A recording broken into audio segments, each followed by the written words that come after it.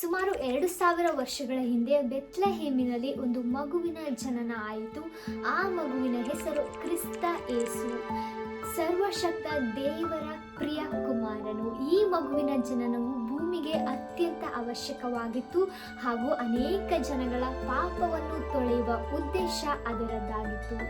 ಯೇಸು ಸ್ವಾಮಿ ಹುಟ್ಟಿದ 4 ರಿಂದ 6 ವರ್ಷಗಳ ನಂತರ ಬೆತ್ಲೆಹೇಮಿನಿಂದ 961 ಮೈಲ್ ದೂರದಲ್ಲಿ ಇನ್ನೊಂದು ಮಗುವಿನ ಜನನವಾಯಿತು. ಆದರೆ ಆ ಸಮಯಕ್ಕೆ ಆ ಮಗುವಿನ ಜನನವು ಅಷ್ಟು ಅವಶ್ಯಕವಾಗಿರಲಿಲ್ಲ. ಆದರೆ ಈ ಮಗುವು ಯೇಸು ಸ್ವಾಮಿ ಭೂಮಿಯಲ್ಲಿ ಇದ್ದಾಗ ಇದ್ದಂತ ತನ್ನ ಸ್ವಂತ ಶಿಷ್ಯರಿಗಿಂತ ಅತ್ಯಧಿಕವಾಗಿ ದೇವರ ಸುವಾರ್ತೆಯನ್ನು ಸಾರಿದ ಮಗುವಾಗಿತ್ತು. ಆ ಮಗುವಿನ ಹೆಸರು ಪೌಲನು. ಯೇಸು ಕ್ರಿಸ್ತನ ಪ್ರೀತಿ, ಕೃಪೆ ಹಾಗೂ ಸತ್ಯವನ್ನು ಸಾರಿದ ಅಪೊಸ್ತಲನಾದ ಪೌಲನ ಜೀವನ ಚರಿತ್ರೆಯನ್ನು ನಾವು ನೋಡೋಣ. ಸೌಲನು ರೋಮ್ ಸಾಮ್ರಾಜ್ಯದ ತಾರ್ಸ್ ಪಟ್ಟಣದಲ್ಲಿ ಜನಿಸಿದನು. ಹಾಗೆಯೇ ಅವನ ಪಿತೃಗಳು ಆಡಳಿತ ಮಾಡಿದ ಒಂದು ರಾಜನ ಹೆಸರನ್ನು ಅವನಿಗೆ ಇಡಲಾಯಿತು, ಸೌಲ ಎಂಬುದಾಗಿ. ತಾರ್ಸ್ ಪಟ್ಟಣವು ಸೌಲನು ಜನಿಸುವ ಮುನ್ನ ರೋಮ್ ಸಾಮ್ರಾಜ್ಯದಲ್ಲಿ 70 ವರ್ಷಗಳು ಆಳಲ್ಪಟ್ಟಿತು. ಹಾಗೆಯೇ ಸೌಲನ ಪಿತೃಗಳು ತಾರ್ಸ್ ಪಟ್ಟಣದಲ್ಲಿ ರೋಮ್ ಸಾಮ್ರಾಜ್ಯದ ಆಡಳಿತಕ್ಕಿಂತ ಮುಂಚೆ ಆಸ್ತಿಯನ್ನು ಹೊಂದಿದರು. ರೋಮ್ನ ನಿಯಮದ ಪ್ರಕಾರ ಯಾರ್ಯಾರು ತಾರ್ಸ್ ರೋಮ್ ವಶವಾಗುವುದಕ್ಕಿಂತ ಮುಂಚೆ ಆಸ್ತಿಯನ್ನು ಹೊಂದಿರುತ್ತಾರೋ ಅವರು ಮತ್ತು ಅವರ ಮಕ್ಕಳು ರೋಮ್ನ ಸಿಟಿಜನ್ಶಿಪ್ ಅನ್ನು ಪಡೆದುಕೊಳ್ಳುತ್ತಾರೆ ಮತ್ತು ಅವರು ಸಾಂಸ್ಕೃತಿಕ ಕಾರ್ಯಕ್ರಮಗಳಲ್ಲಿ ಯಾವುದೇ ಅಡೆತಡೆಗಳಿಲ್ಲದೆ ಆಚರಿಸಬಹುದಾಗಿತ್ತು. ತಾರ್ಸ್ ಒಂದು ವ್ಯಾಪಾರಗಳನ್ನು ನಡೆಸುವ ಮತ್ತು ಬುದ್ಧಿವಂತರಿಂದ ಆವರಿಸಲ್ಪಟ್ಟ ಒಂದು ನಗರವಾಗಿತ್ತು. ಸೌಲನು ತನ್ನ ಆರಂಭಿಕ ಜೀವನವನ್ನು ಅಲ್ಲೇ ಕಳೆದಿದ್ದನು. ಹಾಗೆ ಆತನು ರೋಮ್ ಸಾಮ್ರಾಜ್ಯದ ಸಿಟಿಜನ್ಶಿಪ್ ಅನ್ನು ಹೊಂದಿದ್ದರಿಂದ ಅವನು ತನ್ನ ಎಲ್ಲಾ ಚಟುವಟಿಕೆಗಳಲ್ಲಿಯೂ ಕೂಡ ಪಾಲ್ಗೊಳ್ಳುತ್ತಿದ್ದನು. ಅವನ ತಂದೆ ತಾಯಿ ಶಿಸ್ತುಳ್ಳ ಯಹೂದ್ಯರಾಗಿದ್ದರು. ಹಾಗೆಯೇ ಅವನ ತಂದೆ ಒಬ್ಬ ವ್ಯಾಪಾರಸ್ಥರಾಗಿದ್ದರು. ಅವನಿಗೆ 14 ವರ್ಷಗಳಾದ ನಂತರ ಅವರ ತಂದೆ ಅವರ ಸ್ನೇಹಿತರಾದ ಗಮಲೀಯನ ಕೆಳಗೆ ವಿದ್ಯಾಭ್ಯಾಸವನ್ನು ಮಾಡಲು ಕಳುಹಿಸಿಕೊಟ್ಟರು. ಗಮಲೀಯನು ಯೆರೂಸಲೇಮಿನಲ್ಲಿಯೇ ಪ್ರಸಿದ್ಧರಾದಂತಹ ಕಾನೂನು ಉಪನ್ಯಾಸಕರು ಹಾಗೂ ಧರ್ಮಶಾಸ್ತ್ರ ಬೋಧಕರಾಗಿದ್ದರು.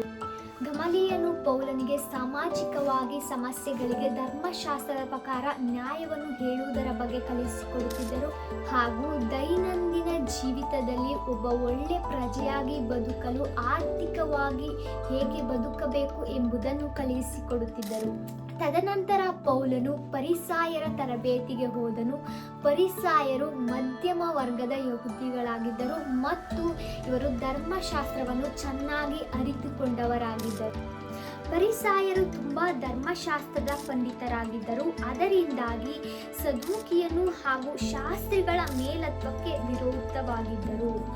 ಕೇವಲ 10 ಪರಿಸಾಯರು ಯೆರೂಸಲೇಮಿನ ಉನ್ನತ ಮಂಡಳಿಯಲ್ಲಿ ಕುಳಿತುಕೊಳ್ಳಲು ಆಯ್ಕೆಯಾಗಿದ್ದರು. ಅದರ ಹೆಸರು ಸನ್ಹೆಡ್ರಿನ್, ಅಂದರೆ ಯಹೂದಿಗಳ ಉನ್ನತ ನ್ಯಾಯಾಲಯ.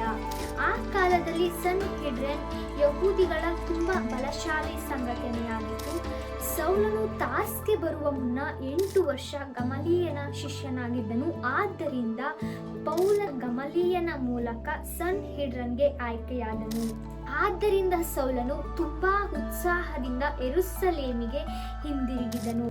ಆದರೆ ಅವನು ಹಿಂದಿರುಗಿದಾಗ ಅವನಿಗೆ ಗೊತ್ತಾದ ವಿಷಯ ಏನೆಂದರೆ ಯೆರೂಸಲೇಮು ಮೊದಲಿನಂತೆ ಇರಲಿಲ್ಲ. ಅಲ್ಲಿನ ಜನರು ದೇವರ ಮಗನೆಂದು ಹೇಳಿಕೊಳ್ಳುವ ನಜರೇತಿನ ಮನುಷ್ಯನನ್ನು ಹಿಂಬಾಲಿಸುತ್ತಿದ್ದುದನ್ನು ಗಮನಿಸಿದನು. ಯೇಸುವಿನ ಶಿಷ್ಯರು ಅವನನ್ನು ದೇವರ ರಾಜ್ಯಕ್ಕೆ ಮಾರ್ಗ ಎಂಬುದಾಗಿ ಕರೆಯುತ್ತಿದ್ದರಿಂದ ಪೌಲನು ಅವರನ್ನು ತೀವ್ರ ನಿಂದಕರು ಎಂದು ಕರೆಯುತ್ತಿದ್ದನು. ಸೌಲನು ತನ್ನ ಸಂಘದೊಡನೆ ಯೇಸುವನ್ನು ದೇವರ ಮಗನೆಂದು ಹೇಳುವುದನ್ನು ನಿಲ್ಲಿಸಬೇಕೆಂದು ಒಂದು ನಿಬಂಧನೆಯನ್ನು ಹೇರಿದನು. ಆದರೆ ಯೇಸುವಿನ ಶಿಷ್ಯರು ಆತನ ಮಾತಿಗೆ ಕಿವಿಗೊಡಲಿಲ್ಲ. ಆದ್ದರಿಂದ ಯೇಸುವಿನ ಶಿಷ್ಯರಲ್ಲಿ ಒಬ್ಬನಾದ ಸ್ತೆಫನನನ್ನು ಕರೆತಂದು ಒಂದು ಮಾತುಕತೆಯನ್ನು ಇಡುತ್ತಾನೆ. ಅಲ್ಲಿ ಸ್ತೆಫನನ ಮಾತುಗಳನ್ನು ಕೇಳಿ ಸೌಲನಿಗೆ ಕೋಪ ಬಂದು ಅವನ ತಲೆಗೆ ಒಂದು ಕಲ್ಲನ್ನು ತೆಗೆದು ಜೋರಾಗಿ ಹೊಡೆಯುತ್ತಾನೆ. ಅದೇ ಸಮಯದಲ್ಲಿ ಆ ಕೂಟದ ಎಲ್ಲಾ ಸನ್ಹೆಡ್ರಿನ್ ಜನರು ಒಂದೊಂದು ಕಲ್ಲು ತೆಗೆದು ಸ್ತೆಫನನನ್ನು ಕೊಲೆಗೈಯುತ್ತಾರೆ.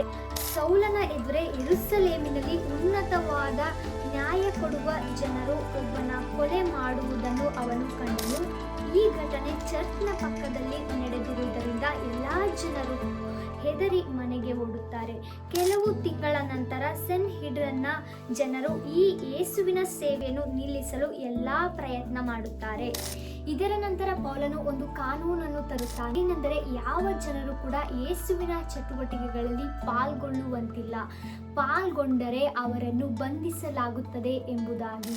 ಈ ಕಾನೂನಿನ ಪತ್ರಗಳನ್ನು ಯೆರೂಸಲೇಮಿನ ಉತ್ತರ ಪ್ರದೇಶಗಳಲ್ಲಿಯೂ ಕೂಡ ಈ ಪತ್ರಗಳನ್ನು ತೆಗೆದುಕೊಂಡು ಹೋಗಬೇಕಾಗುತ್ತದೆ. ಸನ್ಹೆಡ್ರಿನ್ ಮುಖ್ಯನಾದಂಥ ಸೌಲನು ಈ ಪತ್ರಗಳನ್ನು ತೆಗೆದುಕೊಂಡು ಹೋಗಲು ನಿರ್ಧರಿಸುತ್ತಾನೆ. ಇದರ ನಿಮಿತ್ತ ಯೆರೂಸಲೇಮಿನಿಂದ ದಮಸ್ಕದವರೆಗೂ 3 ದಿನಗಳ ಕಾಲ ಕಾಲ್ನಡಿಗೆಯನ್ನು ಪ್ರಾರಂಭಿಸುತ್ತಾನೆ. ಈ ಪ್ರಯಾಣವು ಇವನ ಜೀವಿತವನ್ನೇ ಬದಲಾಯಿಸಿತು ಮತ್ತು ಈ ಪ್ರಯಾಣವು ಇಡೀ ಪ್ರಪಂಚವನ್ನೇ ಬದಲಾಯಿಸಿತು. ಈ ಪ್ರಯಾಣದ ಮಧ್ಯದಲ್ಲಿ ಒಂದು ದೊಡ್ಡ ಬೆಳಕಿನಿಂದ ಇವನ ಕಣ್ಣಿನ ದೃಷ್ಟಿಯನ್ನು ಪೌಲನು ಕಳೆದುಕೊಳ್ಳುತ್ತಾನೆ. ಇವನ ಜೊತೆ ಯೇಸು ಸ್ವಾಮಿ ಮಾತನಾಡುತ್ತಾರೆ, ಸೌಲನೇ ಸೌಲನೇ, ಯಾಕೆ ನನ್ನನ್ನು ಹಿಂಸೆ ಪಡಿಸುತ್ತೀಯಾ ಎಂಬುದಾಗಿ. ಪೌಲನು ಯಾರೆಂದು ಕೇಳಲು ಯೇಸು ಸ್ವಾಮಿ, ನಾನು ಯೇಸು ಎಂಬುದಾಗಿ ಹೇಳುತ್ತಾರೆ. ಸೌಲನ ಜೊತೆ ಪ್ರಯಾಣ ಮಾಡುತ್ತಿದ್ದ ಜನರು ಆ ದೊಡ್ಡ ಶಬ್ದವನ್ನು ಕೇಳಿ ಗಾಬರಿಗೊಳ್ಳುತ್ತಾರೆ ಮತ್ತು ಸೌಲನ ಕಣ್ಣು ತೆರೆದಿದ್ದರೂ ಕೂಡ ಅವನು ಏನನ್ನು ನೋಡುತ್ತಿರಲಿಲ್ಲ. ಆದ್ದರಿಂದ ಸೌಲನ ಜೊತೆಗಾರರು ಅವನ ಕೈ ಹಿಡಿದು ಅವನನ್ನು ದಮಸ್ಕದವರೆಗೂ ಕೂಡ ನಡೆಸಿದರು. ಆ 3 ದಿನದವರೆಗೂ ಸೌಲನಿಗೆ ದೃಷ್ಟಿ ಇರಲಿಲ್ಲ ಹಾಗೂ ಅವನು ಏನನ್ನು ಸೇವಿಸಿರಲಿಲ್ಲ. ದಮಸ್ಕದಲ್ಲಿ ಒಬ್ಬ ನಂಬಿಗಸ್ತ ಮನುಷ್ಯನಾದಂಥ ಅನನೀಯನೆಂಬವನು ಸೌಲನ ಕೈ ಹಿಡಿದು ಪವಿತ್ರಾತ್ಮನಿಂದ ಪ್ರಾರ್ಥಿಸಿದಾಗ ಸೌಲನಿಗೆ ತಿರುಗಿ ದೃಷ್ಟಿ ಬಂದಿತು ಹಾಗೂ ಸೌಲನ ಜೀವಿತದಲ್ಲಿ ಮೊದಲನೆಯ ಬಾರಿಗೆ ನಿಜವಾದ ದೇವರನ್ನು ಕಂಡನು. ಈ ಘಟನೆಯ ನಂತರ ಪೌಲನು ದಮಸ್ಕದಿಂದ 3 ವರ್ಷಗಳ ಕಾಲ ಅರಬ್ ಕಡೆಗೆ ಹೊರಟನು. ಈ 3 ವರ್ಷಗಳ ಕಾಲ ಎಲ್ಲಿದ್ದ ಎಂಬುದಾಗಿ ಎಲ್ಲಿಯೂ ಕೂಡ ವ್ಯಾಖ್ಯಾನವಾಗಿಲ್ಲ. ಆದರೆ ಈ 3 ವರ್ಷಗಳ ಕಾಲ ಪೌಲನು ಯೇಸು ಸ್ವಾಮಿಯ ಬಗ್ಗೆ ಅಧ್ಯಯನ ಮಾಡಿದ್ದ ಎಂಬುದಾಗಿ ನಾವು ಊಹಿಸಬಹುದು. ಬೈಬಲ್ನಲ್ಲಿ ಹೀಗೆ ಬರೆಯಲ್ಪಟ್ಟಿದೆ, ತಕ್ಷಣ ಅವನ ಕಣ್ಣುಗಳಿಂದ ಪತರಿಯಂತೆ ಯಾವುದೋ ಬಿದ್ದು ಹೋದವು. ಅವನು ದೃಷ್ಟಿಯನ್ನು ಪಡೆದು ಎದ್ದು ದೀಕ್ಷಾ ಸ್ನಾನ ಮಾಡಿ ಭೋಜನ ತೆಗೆದುಕೊಂಡು ಬಲವನ್ನು ಪಡೆದುಕೊಂಡನು. ಅಪೊಸ್ತಲರಿಗೆ ಬರೆದ ಪತ್ರಿಕೆ 9:18. ಹಾಗೆ ಗಲಾತ್ಯ 1:17 ನಾವು ನೋಡಬಹುದು, ನಾನು ಯೆರೂಸಲೇಮಿಗೆ ಹೋಗಿ ನನ್ನ ಹಿಂದೆ ಬಂದ ಅಪೊಸ್ತಲರನ್ನು ಭೇಟಿ ಮಾಡಲಿಲ್ಲ, ಬದಲಿಗೆ ಅರೇಬಿಯಾದ ಕಡೆಗೆ ಹೋಗಿ ಅಲ್ಲಿಂದ ಮತ್ತೆ ದಮಸ್ಕಕ್ಕೆ ಹಿಂದಿರುಗಿದೆ. ಹಾಗೂ ಮತ್ತೆ ನಾವು ಅಪೊಸ್ತಲರಿಗೆ ಬರೆದ ಪತ್ರಿಕೆ 9:20 ನಾವು ನೋಡಬಹುದು, ಅನಂತರ ಸೌಲನು ತಡ ಮಾಡದೆ ಯಹೂದ್ಯರ ಪ್ರಾರ್ಥನಾ ಮಂದಿರಗಳಿಗೆ ಹೋಗಿ ಯೇಸುವೇ ದೇವರ ಪುತ್ರ ಎಂದು ಬೋಧಿಸಲು ಆರಂಭಿಸಿದನು. ಹಾಗೆಯೇ ಪೌಲನು ಯೆರೂಸಲೇಮಿನಲ್ಲಿ ಪೇತ್ರನನ್ನು ಹಾಗೂ ಯೂದನನ್ನು ಭೇಟಿ ಮಾಡಿ ಯೇಸುವಿನ ಪುನರುತ್ಥಾನದ ಬಗ್ಗೆ ಕೇಳಲು ಅವರು ಅವನನ್ನು ತಿರಸ್ಕರಿಸಿದರು.